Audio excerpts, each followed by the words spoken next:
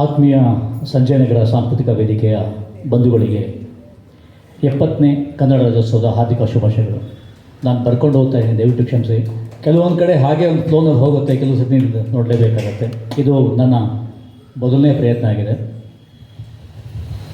ಒಂದು ಭಾಷೆ ಮತ್ತು ಹಾಗೆ ಒಂದು ದೇಶ ಅಂತ ನಾವು ತಗೊಂಡಾಗ ಎಲ್ಲಿ ಒಂದು ಭಾಷೆ ಸೂಕ್ಷ್ಮ ರೇಖೆಯಾಗಿ ಕಾಡುತ್ತೋ ಅನ್ನೋ ಭಯ ನಮಗೆ ಸಹಜವಾಗಿ ಮೂಡುತ್ತೆ. ಆದರೆ ಈ ಒಂದು ಭಯ ನಮ್ಮ ಕನ್ನಡಕ್ಕೆ ಇಲ್ಲ. ಕಾರಣ ಇಷ್ಟೇ, ಈಗಷ್ಟೇ ನಾವು ಕೇಳಿದ್ವಿ, ನಮ್ಮ ನಾಡಗೀತೆಯನ್ನು ಬರೆದಂಥ ಕುವೆಂಪು ಅವರು ನಮ್ಮ ಭಾವನೆಗಳನ್ನು ಸುಂದರವಾದ ಕೆಲವು ಸಾಲುಗಳಲ್ಲಿ ಹಿಡ್ಕೊಟ್ಟಿದ್ದಾರೆ. ಜಯ ಭಾರತ ಜನನೀಯ ತನುಜಾತೆ, ಜಯ ಹೇ ಕರ್ನಾಟಕ ಮಾತೆ ಅಂತ. ಅಂದರೆ ಭಾರತಾಂಬೆಯ ಮಗಳು ಕನ್ನಡಾಂಬೆ ಅಂತ. ಅಂದರೆ ತಾಯಿ ಮಗಳ ಸಂಬಂಧ ನಮ್ಮ ಕರ್ನಾಟಕ ಮತ್ತು ನಮ್ಮ ಭಾರತ. ಸೊ ಈ ಒಂದು ಕಲ್ಪನೆ ಪ್ರಾಯಶಃ ಬೇರೆ ಭಾಷೆಯಲ್ಲಿ ಇಲ್ಲ ಅಂತ ಕಾಣುತ್ತೆ, ಈ ಥರ ಒಂದು ನಾಡಗೀತೆ. ಆಮೇಲೆ ನಮ್ಮ ಇತಿಹಾಸದ ಪುಟಗಳಿಂದ ಹೆಕ್ಕಿ ತೆಗೆದಾಗ ನಮ್ಮ ಕನ್ನಡ ನಾಡು ಸಂಸ್ಕೃತಿ, ಪರಂಪರೆ, ಭಾಷೆ ಹೇಗೆ ಬೆಳೆದು ಒಂದು ಸುಸಂಸ್ಕೃತ ನಾಡಾಯಿತು ಎಂದು ತಿಳಿಸಲು ತುಂಬ ಹೆಮ್ಮೆ ಆಗುತ್ತೆ. ನಮಗೆ ಮಹಾಭಾರತದಲ್ಲಿ ಕರ್ನಾಟ ದೇಶ ಎಂಬ ಉಲ್ಲೇಖ ಇದೆ. ಆಮೇಲೆ ಕ್ರಿಸ್ತಪೂರ್ವ 3ನೇ ಶತಮಾನದಲ್ಲಿ ಒಂದು ಖರೋಷ್ಠಿ ಲಿಪಿಯಲ್ಲಿ ಕನ್ನಡದ ಪದಗಳ ಬಳಕೆ ಆಗಿದೆ ಅಂತ ಹೇಳಿ ಒಂದು ವಿಮರ್ಶೆ, ಅಂದರೆ ಒಂದು ಉತ್ಖನನದ ಮೂಲಕ ಗೊತ್ತಾಗುತ್ತೆ. ಮತ್ತು ಕ್ರಿಸ್ತಪೂರ್ವ 2ನೇ ಶತಮಾನದಲ್ಲಿ ಗ್ರೀಕ್ ನಾಟಕದಲ್ಲಿ ಕನ್ನಡದ ಬಳಕೆ ಇದೆ. ಮತ್ತು ಪಾಕಿಸ್ತಾನ ಮತ್ತು ಅಫ್ಘಾನಿಸ್ತಾನ ಪ್ರದೇಶದಲ್ಲಿ ಇರುವ ಖರೋಷ್ಠಿ ಲಿಪಿ, ಅದರ ಉಚ್ಚಾರಣೆಗಳು ಬಹುತೇಕ ಕನ್ನಡಕ್ಕೆ ಭಾಳ ಸಮೀಪವಾಗಿದೆ. ಆಮೇಲೆ ನಮಗೆ ಲಿಖಿತ ರೂಪದಲ್ಲಿ ಕನ್ನಡ ಪ್ರಪ್ರಥಮವಾಗಿ ನಮಗೆ ಒಂದು ಶಾಸನ ಸಿಕ್ಕೋದು ಅಂದರೆ ನಮ್ಮ ಹಲ್ಮಿಡಿ ಶಾಸನ. ಅದು ಕಕ್ಕುಸ್ತಾವರಮ್ನ ಕಾಲದಲ್ಲಿ ಲಭ್ಯ ಇರುವಂಥದ್ದು. ಮತ್ತು ನಮ್ಮ ಬೇಲೂರು ಮತ್ತು ಚಿಕ್ಕಮಗಳೂರು ಜಿಲ್ಲೆ ಮಧ್ಯದಲ್ಲಿ ಬರುವಂಥ ಒಂದು ಪ್ರದೇಶ. ಮತ್ತು ನಮಗೆ ಇದರಲ್ಲಿ ಕದಂಬರ ರಾಜ್ಯದಲ್ಲಿ ಒಬ್ಬ ದುರ್ವಿದಿತ ಅಂತ ಹೇಳಿ ಒಬ್ಬ ರಾಜನೂ ಇದ್ದ, ಅವನೊಬ್ಬ ಕವಿನೂ ಆಗಿದ್ದ ಅಂತ ಹೇಳಿ ಒಂದು ಕಡೆ ಉಲ್ಲೇಖ ಬರುತ್ತೆ. ಅದಾದ ನಂತರ ಒಂದು ಐಹೊಳೆಯ ಒಂದು ಶಾಸನ, ಕಪ್ಪೆ ಆರೆಬೆಟ್ಟನ ಶಾಸನದಲ್ಲಿ 574ರಲ್ಲಿ ಒಂದು ತ್ರಿಪದಿ ನಮಗೆ ಕಂಡುಬರುತ್ತೆ. ಮತ್ತು ನಮ್ಮ ಕನ್ನಡ ಮನೆತನದ ರಾಜರುಗಳು, ಚಾಲುಕ್ಯರು ಮತ್ತು ರಾಷ್ಟ್ರಕೂಟರು, ಇವರೆಲ್ಲ ಅರ್ಧ ದೇಶವನ್ನೇ ಒಂದು ಕಾಲಘಟ್ಟದಲ್ಲಿ ಆಳ್ತಾ ಇದ್ರು ಅಂತ ನಮಗೆ ಸಾಕಷ್ಟು ಕುರುಹುಗಳು ಗುಜರಾತ್, ಮಹಾರಾಷ್ಟ್ರ, ಮಧ್ಯಪ್ರದೇಶ ಹಾಗೂ ಉತ್ತರ ಭಾರತದಲ್ಲಿ ಲಭ್ಯ ಇರುತ್ತೆ. ಮತ್ತು ಇದರಲ್ಲಿ ಯಾಕೆಂದರೆ ಅಲ್ಲೆಲ್ಲ ನಮ್ಮ ಕನ್ನಡ ಶಾಸನಗಳು ನಮಗೆ ಸಿಕ್ಕತ್ತೆ. ಹಾಗೆ ನಾವು ಚಾಲುಕ್ಯರು ಅಂತ ಹೇಳಿದ್ರೆ ಕಲ್ಯಾಣಿ ಚಾಲುಕ್ಯರು, ವೆಂಗಿ ಚಾಲುಕ್ಯರು ಮತ್ತು ಬಾದಾಮಿ ಚಾಲುಕ್ಯರು ಶಾಸನಗಳು ನಮಗೆ ಸಿಕ್ಕತ್ತೆ. ಮತ್ತು ಕದಂಬರ ಒಂದು ಶಾಖೆ ಒರಿಸ್ಸಾದಲ್ಲಿ ಕೂಡ ಇದೆ ಅಂತ ಹೇಳೋದಕ್ಕೆ ಭಾಳ ನಾವು ಹೆಮ್ಮೆ ಪಡಬೇಕಾಗುತ್ತೆ. ಮತ್ತು ಗಂಗರು ಬಂದ್ಬಿಟ್ಟು ಒಂದು ಪೂರ್ವದ ಒರಿಸ್ಸಾ ದಿಕ್ಕಲ್ಲಿ, ಮತ್ತು ಅದೇ ಒರಿಸ್ಸಾದಲ್ಲಿ ಕಟ್ಟಿಸಿರುವಂಥ ಈ ಕೋನಾರಕ್ ದೇವಸ್ಥಾನ ನಮ್ಮ ಕನ್ನಡಿಗರ ಕೊಡುಗೆ ಅಂತ ಹೇಳೋದಕ್ಕೆ ಭಾಳ ಹೆಮ್ಮೆ ಆಗುತ್ತೆ. ಅದೇ ರೀತಿ ನಮಗೆ ಅಜಂತಾ, ಎಲ್ಲೋರಾ, ಎಲಿಫೆಂಟಾ ಇವೆಲ್ಲ ನಮ್ಮ ಚಾಲುಕ್ಯರ ಕೊಡುಗೆ. ಮತ್ತು ಗುಜರಾತ್ನಲ್ಲಿ ನಾವು ನೋಡುವಂಥದ್ದು ರಾಣಿ ಕಿ ವಾವ್ ಅಂತ ಹೇಳಿ ನಾವು ನೋಡ್ತೀವಿ. ರಾಣಿ ಉದಯಮತಿ ಅಂತ ಹೇಳಿಬಿಟ್ಟು ಮೊದಲನೇ ಭೀಮ ಅವನ ಹೆಂಡತಿ, ಆಕೆ ಕಟ್ಟಿಸಿರುವಂಥ ಒಂದು ರಾಣಿ ಕಿ ವಾವ್ ಅಂತ ಹೇಳಿಬಿಟ್ಟು ಒಂದು ತುಂಬ ಸುಂದರವಾಗಿರುವಂಥ ಒಂದು ಬಾವಿ. ಅದರಲ್ಲಿ ನಿಮಗೆ ಸುಮಾರು 500ಕ್ಕೂ ಹೆಚ್ಚು ಕೆತ್ತನೆಗಳು ನಮಗೆ ಸಿಕ್ಕತ್ತೆ. ಯಾವುದೂ ಮುಕ್ಕಾಗಿಲ್ಲ. ಒಂದು ಪ್ರಕೃತಿ ವಿಕೋಪಕ್ಕೆ ಅದೊಂದು ವರವಾಗಿ ನಮಗೆ ಉಳ್ಕೊಂಬಂತು. 55ನೇ ಇಸ್ವಿನಲ್ಲಿ ಅಂತ ಕಾಣುತ್ತೆ ಪ್ರಾಯಶಃ ಅದು ಉತ್ಖನನ ಮಾಡಿ ಅದು ಮತ್ತೆ ಜನಕ್ಕೆ ನೋಡುವಂತೆ ಆಗಿರೋದು. ಮತ್ತು ಚಂದ್ರಗುಪ್ತ 2 ಮತ್ತು ಕುಮಾರಗುಪ್ತ 1 ಕದಂಬರ ರಾಜಕುಮಾರಿಯರನ್ನು ಮದುವೆಯಾಗಿದ್ದರು. ಅಂದರೆ ನಾನು ಹೇಳ್ತಾ ಇದ್ದು ಉತ್ತರ ಭಾರತ ಮತ್ತು ನಮ್ಮ ಭಾರತ, ಇದು ಕರ್ನಾಟಕಕ್ಕೆ ಯಾವ ರೀತಿ ಸಂಬಂಧಗಳಿದೆ ಅಂತ ನಾನು ಹೇಳ್ತಾ ಇದ್ದೀನಿ. ಮತ್ತು ಈ ನಮಗೆ ಉತ್ತರ ಭಾರತದಲ್ಲಿ ಮಿಥಿಲೆಯ ಬ್ರಾಹ್ಮಣರು ಅಂತ ಹೇಳ್ತೀನಿ. ಈ ಮಿಥಿಲೆಯ ಬ್ರಾಹ್ಮಣರೆಲ್ಲ ನಮ್ಮ ಕನ್ನಡದ ಇಲ್ಲಿಂದ ಹೋಗಿ ಅಲ್ಲಿ ನೆಲೆಸಿರುವಂಥ ಜನರು. ಅದೇ ರೀತಿ ನಾವು ಪಶ್ಚಿಮ ಬಂಗಾಳದಲ್ಲಿ ನೋಡಿದ್ರೆ ಸೇನರು ಅಂತ ಒಂದು ಸರ್ನೇಮ್ ಇಟ್ಕೊಂಡಿರ್ತಾರೆ, ಸೇನ್ ಅಂತ ಹೇಳಿಬಿಟ್ಟು. ಇವರೆಲ್ಲ ನಮ್ಮ ಕನ್ನಡದವರು ಅಂತ ಹೇಗೆ ಗೊತ್ತಾಗುತ್ತೆ ಅಂದರೆ ಇವರು ಸೇವಣ್ಣರು ಅಂತ. ನಮ್ಮ ಔರಂಗಾಬಾದಲ್ಲಿದ್ದಂಥ, ಆಮೇಲೆ ಅದು ಯಾದವರು ಅಂತಾದರು, ಮೊದಲು ಅವರು ಸೇವಣ್ಣರಾಗಿದ್ದರು. ಈ ಒಂದು ವಂಶದ ಜನಗಳ ಕುಡಿಗಳೇ ನಮಗೆ ಅಲ್ಲಿ ಕಾಣಸಿಗೋದು. ಇವರೆಲ್ಲ ನಮ್ಮ ಕನ್ನಡಿಗರೇ ಆಗಿದ್ದರು. ಅಂದರೆ ನಾನು ಏನು ಹೇಳ್ಕೊಟ್ಟಿದ್ದರೆ ವ್ಯಾಪಿಸ್ತಾ ಹೋಗಿ ನಿಮ್ಮ ಕನ್ನಡ ಬಂದುಬಿಟ್ಟು ಇಡೀ ಭಾರತದಲ್ಲಿ ಎಲ್ಲ ಕಡೆ ಅಲ್ಲೊಂದು ಇಲ್ಲೊಂದು ನಮಗೆ ಸಿಕ್ಕತ್ತೆ. ಮತ್ತು ಇವಾಗ ಮಧ್ಯಪ್ರದೇಶದ ಒಂದು ಬುಡಕಟ್ಟು ಜನಾಂಗ ಕನ್ನಡ ಭಾಷೆಯನ್ನು ಮಾತಾಡ್ತಾರೆ. ಮತ್ತು ನೇಪಾಳ ಪಶುಪತಿನಾಥ ಮತ್ತು ಕೇದಾರನಾಥ ದೇವಾಲಯದಲ್ಲಿ ಅರ್ಚಕರು ಕರ್ನಾಟಕದವರು. ಅದೇ ರೀತಿ ತಿರುವನಂತಪುರದಲ್ಲಿರುವಂಥ ತಿರುವಂತ ದೇವಸ್ಥಾನದ ಅರ್ಚಕರು ಉಡುಪಿಯಿಂದ ಹೋಗಿ ಅಲ್ಲಿ ನೆಲೆಸಿರುವಂಥವ್ರು. ಆಮೇಲೆ ಇನ್ನೊಂದು ಮುಖ್ಯವಾದ ಏನಂದರೆ, ಪ್ರಪಂಚದಲ್ಲಿ ಸುಮಾರು 7,000 ಭಾಷೆಗಳಿದೆ. ಆ 7,000 ಭಾಷೆಗಳಲ್ಲಿ ಲಿಪಿಗಳ ರಾಣಿ ಅಂತ ಕರೆಸ್ಕೊಳ್ಳೋದು ಕನ್ನಡ ಮಾತ್ರ. ಚಪ್ಪಾಳೆ ಹೊಡಿಬೋದು. ಮತ್ತು ಇವಾಗ ನಾನು ಸ್ವಲ್ಪ ಕವಿ ಮತ್ತು ಯಾವ ಕಾಲಘಟ್ಟದಲ್ಲಿ ಯಾರು ಇದ್ದರು ಅನ್ನೋದು ಒಂದು ಸಣ್ಣ ಸೂಚಕ. ಸಮಯ ನಾನು ತಗೊಳ್ತಾ ಇದ್ದೀನಿ ಅಂತ ಕಾಣುತ್ತೆ, ದಯವಿಟ್ಟು ಕ್ಷಮಿಸಬೇಕು. ಯಾಕೆ ನಾನು ಹೇಳಿದೆ ತಯಾರಿ ಮಾಡ್ಕೊಂಡು ಬಂದಿದ್ದೀನಿ.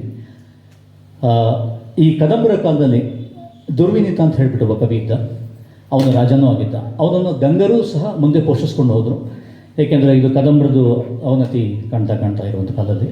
ಮತ್ತು ಚಾಲುಕ್ಯರ ಕಾಲದಲ್ಲಿ ರವಿಕೀರ್ತಿ ಮತ್ತು ಅದರಲ್ಲಿ ಪುಲಕೇಶಿ ಐಹೊಳೆ ಶಾಸನದಲ್ಲಿ ಬರೆದಿರುವಂಥದ್ದು. ಮತ್ತು ಬಾದಾಮಿ, ಬೆಂಗಿ ಮತ್ತು ಕಲ್ಯಾಣಿ ಚಾಲುಕ್ಯರಲ್ಲಿ ನಮಗೆ ಸಿಕ್ಕುವಂಥ ಎಷ್ಟೋ ಜನ ಕವಿಗಳು, ನಾಗಲಾಂಬಿಕೆ, ನೀಲಾಂಬಿಕೆ ಮತ್ತು ಭಟ್ಟವಾಮನ ಅಂತ ಹೇಳ್ಬಿಟ್ಟು ಬೆಂಗಿ ಚಾಲುಕ್ಯರಲ್ಲಿ ಸಿಕ್ಕುವಂಥವು. ಮತ್ತು 8 ಮಹಿಳಾ ಕವಿಯತ್ರಿಗಳು ಇದ್ದಾರೆ. 3-4 ಕವಿಗಳು ಮತ್ತು ಇದರಲ್ಲಿ ಕಲ್ಯಾಣಿ ಚಾಲುಕ್ಯರಲ್ಲಿ ನಮಗೆ ಲಭ್ಯ ಇದ್ದಾರೆ. ಮತ್ತು ಗಂಗರ ಕಾಲದಲ್ಲಿ ದುರ್ವಿನೀತ ಮತ್ತು ಅದೇ ಒಂದು ಜೀನ ಸಾಹಿತಿ ರಚನೆ ಮಾಡಿದ್ದ. ಚಾವುಂಡರೆಯ ಸ್ವತಃ ರಾಜನೂ ಆಗಿದ್ದ, ಅವನು ಕವಿನೂ ಆಗಿದ್ದ. ಮತ್ತು ಗುಣವರ್ಮ ಅಂತ ಹೇಳಿಬಿಟ್ಟು. ಮತ್ತು ನಮಗೆ ಕಲ್ಯಾಣಿ ಚಾಲುಕ್ಯ ಮತ್ತು ತೈಲಪ್ಪ ಎರಡು ಹಾಗೂ ಅವನ ಮಗ ಸತ್ಯಾಶ್ರಯನ ಕಾಲದಲ್ಲಿ ಇದ್ದಂಥದ್ದು ನಮ್ಮ ರನ್ನ. ಸಾಹಸ ಭೀಮ ವಿಜಯ, ಅಜಿತನದ ಪುರಾಣ ಇದೆಲ್ಲ ಬರೆದಂಥವ್ರು ನಮ್ಮ ನಿರ್ಮಲಾ ಮೇಡಮ್ ಅವರೆಲ್ಲ ನಾವು ಅದ್ರ ಬಗ್ಗೆ ಸಿಕ್ಕಾಪಟ್ಟೆ ಪರಿಚಯ ಮಾಡ್ತಿದ್ದಾರೆ ಅದನ್ನ.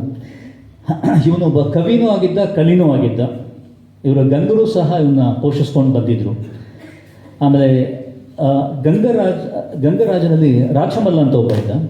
ಅವನ ಆಳ್ವಿಕೆಯಲ್ಲಿ ಇದ್ದಂಥ ಒಬ್ಬ ನಾಗವರ್ಮ ಅಂತ ಹೇಳ್ಬಿಟ್ಟು ಇನ್ನೊಬ್ಬ ಬ್ರಾಹ್ಮಣ ಕವಿ, ಚಂದೋಬುದಿ ಅಂತ ಹೇಳ್ಬಿಟ್ಟು. ಮತ್ತು ಕರ್ನಾಟಕ ಕಾದಂಬರಿ, ಸಂಸ್ಕೃತ ಬಾಣ ಕವಿ, ಇದನ್ನು ಆಧಾರಿತವಾಗಿ ಒಂದು ಬರೆದಿರುವಂಥ ರಚನೆಗಳು. ಇವನಿಗೆ ಮಧ್ಯಪ್ರದೇಶದ ಭೋಜರಾಜ 72 ಕುದುರೆಗಳನ್ನು ಒಂದು ಪ್ರಶಂಸನೀಯವಾಗಿ ನೀಡಿದ್ದ ಅಂತ ಹೇಳ್ಬಿಟ್ಟು ಇತ್ತೀಚೆಗೆ ಶತಾವಧಾನಿ ಗಣೇಶ ಯಾವುದೋ ಒಂದು ಉಪನ್ಯಾಸದಲ್ಲಿ ನಮಗೆ ತಿಳ್ಕೊಡ್ತಿದ್ದಾರೆ. ಮತ್ತು ರಾಷ್ಟ್ರಕೂಟರಲ್ಲಿ ಅಮೋಘ ವರ್ಷ ಮತ್ತು ಶ್ರೀ ವಿಜಯ ಇವರಿಬ್ಬರು ಸೇರಿ ಕವಿರಾಜ ಮಾರ್ಗವನ್ನು ನಮಗೆ ಕೊಟ್ಟಿದ್ದಾರೆ 850 ಇಸ್ವಿಯಲ್ಲಿ. ಈ ಅಮೋಘ ವರ್ಷ ಸ್ವತಃ ರಾಜನೂ ಆಗಿದ್ದ, ಕವಿಯೂ ಆಗಿದ್ದ. ಮತ್ತು ಅಗಸ ಒಂದು ಜಿನ ಕವಿ ಮತ್ತು ಶಿವಕೋಟಾಚಾರ್ಯ, ಹೀಗೆ ಈ ಒಂದು ಪರಂಪರೆಯಲ್ಲಿ ನಮಗೆ ಸಿಗ್ತಾರೆ. ನಮ್ಮ ಮುಂದಿನ ಹಂತಗಳು ನಾವು ನೋಡ್ತಾ ಹೋದಾಗ ಈ ಹೊಯ್ಸಳ ಮತ್ತು ಗುಣನಂದಿ ಅಂತ ಹೇಳಿ ಮತ್ತು ಶಿವಮಾರ ಅಂತ ಹೇಳ್ಬಿಟ್ಟು, ಶಿವಮಾರ ಎರಡು ಬಂದುಬಿಟ್ಟು ಈ ಸ್ತ್ರೀ ಪುರುಷನ ಮಗ. ಸ್ತ್ರೀ ಪುರುಷ ಅಂದರೆ ಗಂಗರಾಜ. ಅವನು ಸುಮಾರು ಒಂದು 60-70 ವರ್ಷ ಆಳ್ವಿಕೆ ನಡೆಸುವಂಥ, ಸುದೀರ್ಘವಾಗಿ ಆಳ್ವಿಕೆ ನಡೆಸುವಂಥ ಒಬ್ಬ ರಾಜ.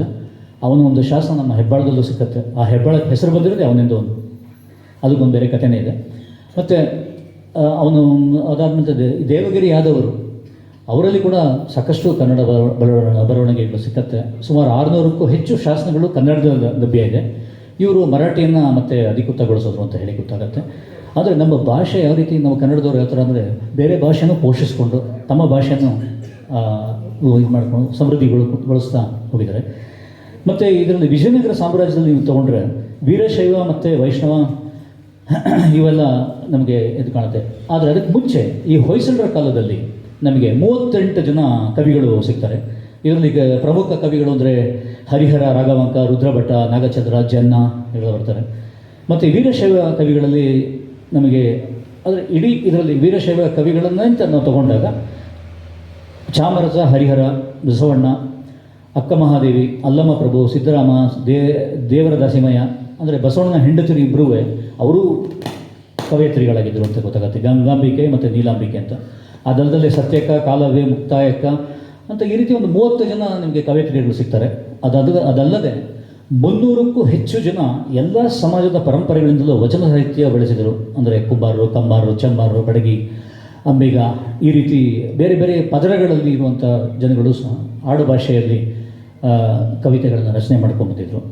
ಮತ್ತು ನಾವು ಈಗ ವಿಜಯನಗರ ಸಾಮ್ರಾಜ್ಯದಲ್ಲಿ ನಾವು ತೊಗೊಂಡಾಗ 14ರಿಂದ 16ನೇ ಶತಮಾನ ಅಂತ ತೊಗೊಂಡಾಗ ಇಲ್ಲಿ ನಮಗೆ ಸಿಕ್ಕುವಂಥ ಕವಿಗಳು ಅಂದರೆ ಭೀಮ, ಲಕ್ಕಣ್ಣ ದಂಡೇಶ, ಚಾಮರಸ, ನಿಜಗುಣ, ಶಿವಯೋಗಿ, ಮಲ್ಲನ ನಾರ್ಯ, ವಿರೂಪಾಕ್ಷ ಪಂಡಿತ, ಪುಲುಕ್ಕಿ ಸೋಮನಾಥ. ಮತ್ತು ಇದರಲ್ಲಿ ಏನಾಗುತ್ತೆ ಅಂದರೆ ಈ ವಿಜಯನಗರದ್ದು ಅಂತ ನಾವು ತಗೊಂಡಾಗ ಇದರಲ್ಲಿ ಜೀನ, ವೀರಶೈವ ಮತ್ತು ವೈಷ್ಣವ ಅಂತ 3 ಭಾಗಗಳಲ್ಲಿ ನಮಗೆ ಸಾಕಷ್ಟು ಜನ ಕವಿಗಳು ಸಿಗ್ತಾರೆ. ಅಂದರೆ ಇವತ್ತು ಏನಾಗುತ್ತೆ, ಈ ಜೀನ ಕವಿಗಳು ಇದಾದ ನಂತರ ಅವರೆಲ್ಲ ನಮ್ಮ ಉಡುಪಿ ಮತ್ತು ಈ ನಮ್ಮ ಕರಾವಳಿ ತೀರದಲ್ಲಿ ಬಂದು ನೆಲೆಸಿದ್ರು. ಇದು ಸ್ವಲ್ಪ ಅವ್ರದ್ದು ಕುಸಿತ ಬಂತು. ವೀರಶೈವ ಮತ್ತು ನಮ್ಮ ವೈಷ್ಣವ ಸಾಹಿತ್ಯ ಬೆಳೀತಾ ಬಂತು ವಿಜಯನಗರ ಕಾಲದಲ್ಲಿ. ಇಲ್ಲಿ ನಮಗೆ ಕುಮಾರವ್ಯಾಸ, ನರಹರಿ, ಪದ್ಮನಾಥ, ಸಿಂಗರಾಜ, ತಿಮ್ಮಣ್ಣ ಕವಿ, ಚಟು ವಿಠಲನಾಥ, ಕನಕದಾಸ, ಪುರಂದರದಾಸ, ಶ್ರೀಪಾದರಾಯರು, ವ್ಯಾಸತೀರ್ಥರು, ವಾದಿರಾಜ ತೀರ್ಥರು, ನಂಜುಂಡ ಕವಿ, ಮತ್ತು ಕೆರೆಯ ಪದ್ಮರಸ, ಮತ್ತು ಲಿಂಗಣ್ಣ, ಮಲ್ಲ, ಈಶ್ವರ ಕವಿ, ಸದಾನಂದ ಯೋಗಿ, ತಿರುಮಲ ಭಟ್ಟ, ತಿಮ್ಮ, ರಾಘವೇಂದ್ರ, ಶ್ರೀಕೃಷ್ಣ ದೇವರಾಯ ಸ್ವತಃ ಇವರಿಬ್ಬರು ರಾಜರು ಆಗಿದ್ದರು, ಕವಿನೂ ಆಗಿದ್ದರು. ಇದಲ್ಲದೆ ನಮಗೆ ವಿಜಯನಗರದಲ್ಲಿ ಹಕ್ಕ ಆದಮೇಲೆ 3ನೇ ರಾಜ ಬಂದುಬಿಟ್ಟು ವೀರಕಂಪಣ, ಅವನ ಹೆಂಡತಿ ಕೂಡ ಒಂದು ಕವಯಿತ್ರಿನೇ ಆಗಿದ್ದು. ಮಧುರಾ ವಿಜಯ ಅಂತ ಹೇಳಿಬಿಟ್ಟು ಒಂದು ಸಂಸ್ಕೃತದ ಕವನವನ್ನು ರಚನೆ ಮಾಡಿದ್ರು, ಅಂದರೆ ಒಂದು ಬೃಹತ್ ಕಾವ್ಯವನ್ನೇ ರಚನೆ ಮಾಡಿದ್ರು. ಇಲ್ಲಿಗೆ ನಮ್ಮ ವಿಜಯನಗರದ ಮತ್ತು ಇದೇ ಪರಂಪರೆಯನ್ನು ಮುಂದೆ ನಮ್ಮ ಮೈಸೂರು ಅರಸರು, ಕೆಳದಿ ಅರಸರು ಎಲ್ಲ ಮುಂದುವರಿಸ್ಕೊಂಡು ಬಂದರು. ಅದಾದ ನಂತರ ನಮಗೆ ಬರ್ತಾ ಈಗ ಈ ಕಳೆದ ಶತಮಾನದಲ್ಲಿ ನಾವು ನೋಡಬೇಕಾದ್ರೆ ಈ ಮುದ್ದಣ್ಣ ಮತ್ತು ಇವರು ಕೆಂಪು ನಾರಾಯಣ ಇವರುಗಳೆಲ್ಲ ಸಿಗ್ತಾರೆ. ಆದರೆ ಅವರೆಲ್ಲ ಬೇರೆ ಭಾಷೆಯಿಂದ ತರ್ಜುಮೆ ಮಾಡಿದವರು. ಮತ್ತು ಸ್ವತಃ ಮುದ್ದಣ್ಣ ಒಂದು ರಾಮಾಯಣವನ್ನೇ ಆಧಾರವಾಗಿ ಇಟ್ಕೊಂಡು ಬರೆದಂಥ ಕವಿತೆಗಳು ನಮಗೆ, ಅಂದರೆ ಕಾವ್ಯಗಳು ಸಿಕ್ಕತ್ತೆ. ಅದಾದ ನಂತರ ಮುದ್ದಣ್ಣನ ಕಾಲ ಬಂದು 1901ರಲ್ಲಿ ಕಾಲ ಆಗುತ್ತೆ, 32 ವರ್ಷಕ್ಕೆ. ಅದಾದ ನಂತರ ನಮಗೆ ಇಲ್ಲಿ ಬರುವಂಥ ಕವಿಗಳು ಇವತ್ತು ನಾವು ಆಯ್ಕೆ ಮಾಡ್ಕೊಂಡಿರುವಂಥವ್ರು ಅಂದರೆ ಕುವೆಂಪು, ದ ರಾ ಬೇಂದ್ರೆ, ಮತ್ತು ಈ ಕೆಲವೊಂದು KS ನರಸಿಂಹಸ್ವಾಮಿಗಳು ಇದೆಲ್ಲ, ಇವರೆಲ್ಲ ಈ ಒಂದು ರಸಪಾಕವನ್ನು ಅನುಭವಿಸಿ ಅವರು ನಮಗೆ ಹಿಡ್ಕೊಟ್ಟಿರುವಂಥ ಈ ಕವನಗಳನ್ನು, ಈ ಹಾಡುಗಳನ್ನು ಇವತ್ತು ನಾವು ಆಯ್ಕೆ ಮಾಡ್ಕೊಂಡಿದ್ದೀವಿ. ಪರೋಕ್ಷವಾಗಿ ಇವ್ರನ್ನ ಪರಿಚಯ ಮಾಡಿಸೋದನ್ನು ಈ ರೀತಿ ನಾನು ಪರಿಚಯ ಮಾಡಿಸ್ತಾ ಇದ್ದೀನಿ. ಧನ್ಯವಾದಗಳು.